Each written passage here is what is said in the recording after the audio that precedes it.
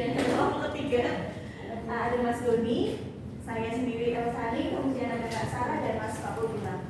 Nah di sini kita akan menjelaskan terkait dengan aku tadi di situ. Oke, baiklah, dalam penerapan teori behavioristik. Maaf ya.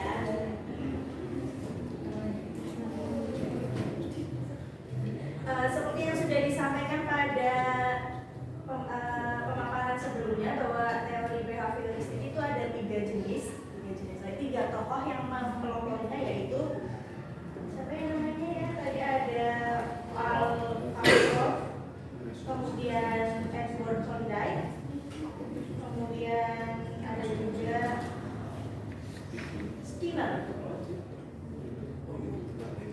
Nah, di mana masing-masing dari tokoh ini itu menjelaskan bagaimana teori tersebut bisa terbentuk. Ada yang dari contoh kasusnya apa itu anjing, kemudian ada yang contoh kasusnya menggunakan kucing, ada juga yang menggunakan tikus. Nah, di sini setelah ditelaah, setelah saya simpulkan bahwa yang dimaksud teori belajar itu merupakan pendekatan behaviorisme ini tidak terlepas dari stimulus yang sudah dibuat oleh guru agar siswa mampu mengulangi atau berperilaku sesuai dengan yang diharapkan oleh gurunya. Nah, pemberian stimulus yang berulang ini itu dapat memberikan pembiasaan kepada siswa, sehingga tentunya pembiasaan ini tuh harus sesuai dengan tujuan pembelajarannya. Kemudian adanya stimulus ini juga bertujuan sebagai sebuah perangkat agar proses dan hasil belajar bisa dikembangkan sedemikian rupa namun tetap berada dalam konteks tujuan pembelajaran. Contohnya adalah dalam hal ini pengulangan pronunciation pada pembelajaran bahasa Inggris, di mana pada saat pembelajaran pronunciation, saat guru atau kita sebagai guru itu mengatakan benene, maka siswa pun akan melakukan hal yang sama. Kalau kita sebagai guru mengatakan hal yang salah, maka siswa akan menganggap itu benar dan itu akan dilakukan. Jadi pada penerapan teori behavioristik ini sebaiknya itu tidak apapun jika ada kesalahan sedikit pun maka harus dibetulkan sesegera mungkin agar tidak menimbulkan pembiasaan kepada siswa yang menyebabkan hal itu adalah kesalahan yang telah terus dilakukan secara berulang. Kemudian selanjutnya ada teori sosial kognitif. Silakan. Oke, untuk penerapan teori sosial kognitif di sini kelompok kami seorang guru harus bisa membuat situasi atau pembelajaran yang riang dan menyenangkan. Maksudnya seorang guru itu harus bisa melakukan pendekatan sosial dengan peserta didik dan harus bisa memberikan materi yang bervariasi, yang lebih kreatif, inovatif, sehingga peserta didik ini tidak bosan, tidak jenuh ketika mengikuti pembelajaran. Contohnya, misalkan pada materi recount text, seorang guru sebelum memulai pembelajaran, sebelum menyampaikan materi itu harus dibuka dulu tentunya dengan salam dan sapa ya, untuk memberikan kedekatan sosial dengan antara guru dengan murid. Kemudian memberikan ice breaking untuk meningkatkan motivasi siswa dan melatih fokus peserta didik.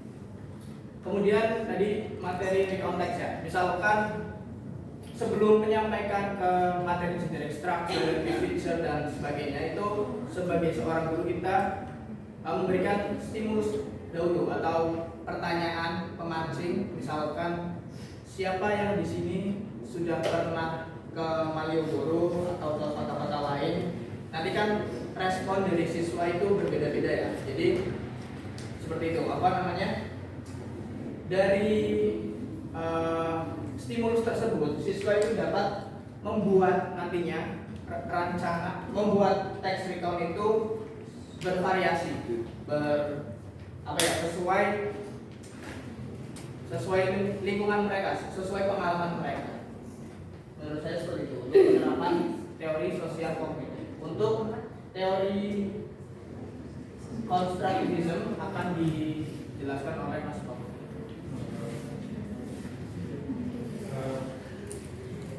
Teori konstruktivisme itu berarti sederhananya belajar mandiri. Belajar mandiri di sini maksudnya berarti guru mendevelop sebagai fasilitator, berperan sebagai fasilitator, mendorong siswa untuk mengembangkan diskusi kelas, baik melalui kelompok-kelompok kecil ataupun memberikan masalah untuk mereka pecahkan sendiri, atau memberi kesempatan kepada siswa untuk menyusun hipotesis tentang suatu masalah dan untuk membuktikan diri sendiri. Jadi di sini konstruktivisme guru menjadi sebagai fasilitator atau pengembang diskusi kelas, dan siswa didorong untuk membangun pengetahuan mereka sendiri berdasarkan apa yang telah mereka tahu melalui proses interaksi terus. Dan justru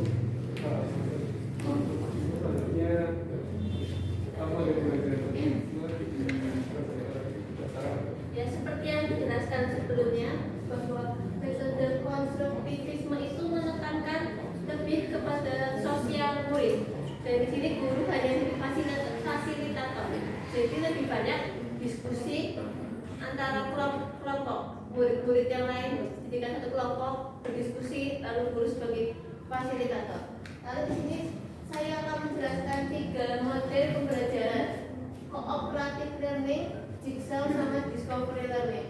Yang pertama, cooperative learning itu adalah metode pembelajaran di mana peserta didik dibagi dalam kelompok-kelompok yang nantinya akan menjelaskan suatu materi. Dan tujuan dari cooperative learning itu adalah untuk meningkatkan sosial antar murid-murid, lalu agar menjadikan teman sebagai referensi, jadi bukan hanya guru atau buku, lalu memberi peluang agar siswa dapat menerima teman-teman yang dari latar belakang yang berbeda dan mengembangkan keterampilan siswa, dan ini akan memicu siswa agar bisa saling bertanya, berdiskusi.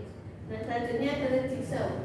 Jigsaw ini merupakan metode pembelajaran di mana siswa ini terbagi atas kelompok. Namun bedanya itu ada 2 kelompok, yaitu kelompok ahli dan kelompok asal. Jadi dari yang saya cari tersebut, jadi nanti dibagi kelompok. Lalu ada kelompok asal satu yang terdiri dari berbagai murid yang memiliki kemampuan berbeda. Lalu perwakilan dari salah satu murid tersebut pergi ke kelompok ahli untuk membahas satu topik, semacam itu. Saat ini nanti seperti jadi ada 2 kelompok semacam itu. Jadi mereka membahas, yang ahli itu membahas per bagian bab, lalu setelah selesai kembali ke kelompok asal dan bab-babnya itu menjadi satu semacam itu. Jadi seperti puzzle jigsaw itu kan puzzle. Jadi pertama-tama guru itu menyuruh agar murid itu dikelompokkan sesuai dengan materi. Lalu materi-materi itu dikumpulkan kembali ke kelompoknya untuk didiskusikan kembali. Macam itu. Lalu yang terakhir, discovery learning. Itu oleh Jerome Bruner. Itu tujuannya biar siswa mendapatkan pengetahuan baru secara mandiri. Itu mendorong siswa untuk menyelidiki, menemukan, dan membangun pengalaman dari pengetahuan di masa lalu dengan mengujinya. Semacam itu. Belajar tidak sama dengan menyerap saja, tapi bisa secara aktif dalam menemukan atau mencoba suatu teori dalam suatu percobaan. Oke. Selanjutnya saya akan membahas permasalahan Tania. Tania anak 7 tahun, memiliki kemampuan rendah dan keinginan yang rendah, keinginan yang diam dan keinginan yang rendah untuk sukses. Bahkan keinginannya saja rendah. Dan ini menurut kelompok saya, Tania ini bisa problemnya diatasi dengan teori sosial kognitif. Kenapa kelompok kami memilih menggunakan teori sosial kognitif? Karena kembali lagi, teori sosial kognitif atau kognitif sosial adalah yang menunjukkan gagasan pembelajaran manusia terjadi di lingkungan sosial, dan ada di sini itu lebih kepada peran guru-gurunya. Jadi menurut saya ada beberapa cara sebagai guru untuk mengatasi problem tania. Yang pertama, observasi. Jadi ya, guru itu pertama-tama menyadari kalau tania ini tidak bisa mengikuti pelajaran di kelas. Lalu setelah itu guru mencoba bertanya kepada tania tentang apakah tania itu memiliki kesusahan dalam belajar. Nah, terus selanjutnya berarti guru lebih berperan aktif dalam meningkatkan hubungan dengan tania, mencoba mencari penyelesaian dari problem tania. Mungkin yang karena ini 7 tahun masih kecil, lebih bisa dicari, mungkin bisa dicari apa sih, yaitu lebih cocok pakai pembelajaran versi apa, mungkin berdasarkan apa yang seperti yang kita pelajari itu, mungkin lihat video jadi lebih paham, atau mungkin harus dijelaskan gurunya detail baru paham, atau mungkin harus, kadang itu ada anak kecil yang kalau praktek itu baru paham, kayak misalkan teori jam harus bawa jam terus di putar-putar ini sejam semenit segini 60 itu baru paham. Jadinya guru itu mencoba mencari tahu, mungkin juga mencoba beberapa metode tersebut. Lalu jangan lupa karena ini masih kecil, jadi menurut saya lebih banyak diberi motivasi atau reward yang kecil-kecil saja, seperti jajan murah atau apa gitu. Ya tidak harus mahal gitu kan, tidak harus enjoy. Ya jangan tidak joy, ya mungkin sekedar lollipop atau apa gitu, sebagai apresiasi gitu. Kalau karena berhasil, misalkan memahami materi jam atau apa, ini kan masih kecil ya, jadi kan materi masih kecil. Sekian, terima kasih. Kemudian dalam permasalahannya Mas Samuel, di mana Mas Samuel ini berusia 10 tahun, kemudian bekerja keras untuk menjaga harga dirinya pada tingkat tinggi, tetapi memiliki rasa takut akan gagal yang kuat. Kami menyimpulkan bahwa Mas Samuel ini orangnya perfeksionis, tapi dia takut ini perfect apa enggak ya, kayak gitu. Makanya kami memutuskan bahwa untuk men-treatment permasalahan Mas Samuel ini kita menggunakan teori behavioristik. Kenapa? Karena hal ini dimaksudkan untuk membuat contoh-contoh yang bisa ditiru oleh Mas Samuel sehingga dia itu merasa termotivasi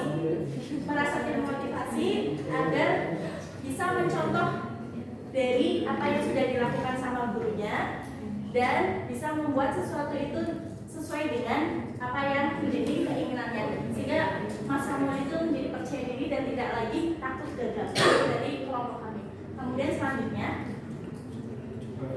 untuk Sandra 16 tahun tenang di kelas dan meremehkan murid lainnya ya.